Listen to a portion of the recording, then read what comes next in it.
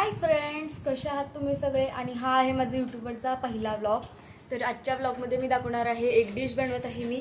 ते तुम्हाला मी झाल्यावर दाखवते की ते डिश काय आहे. आणि हा व्हिडिओ शेवटपर्यंत पहा आणि तुम्हाला आवडला असेल तर लाईक करा. आणि या व्हिडिओमध्ये आज मी तुम्हाला दाखवणार आहे एक डिश आहे जे सगळ्यांना माहितीच असणार आहे.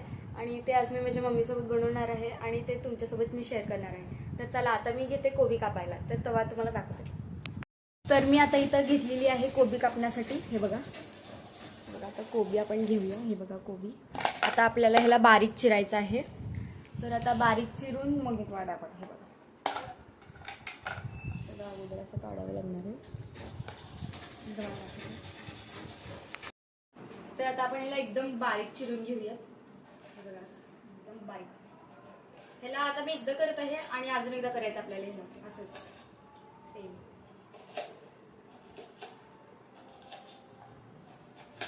मी पण इथं मदत करत आहे. आता हे सगळं कापून माझं झालेलं होतं, थोडंसं उरलेलं ते मम्मी कापत आहे.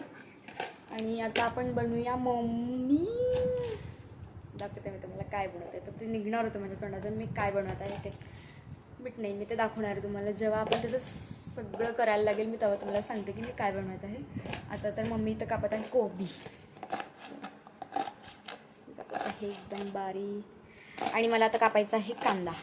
कांदा कापते. चला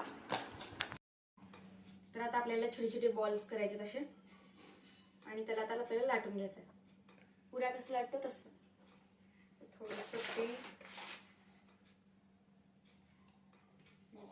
सुरू.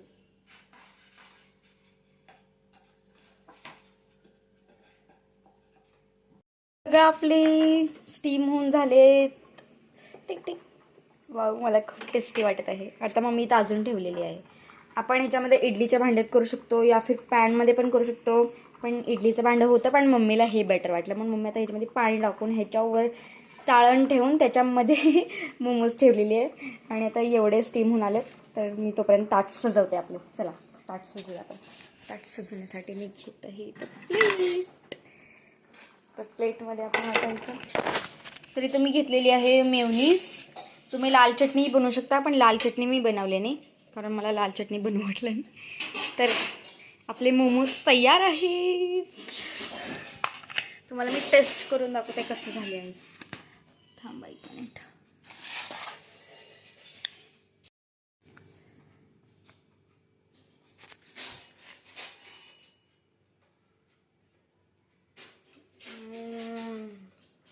खूप मस्त झालंय बघा.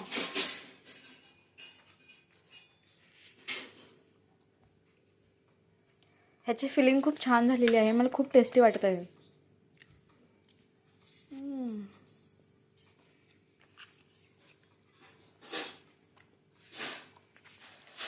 तर मी आता माझ्या ब्लॉगला एंड करत आहे.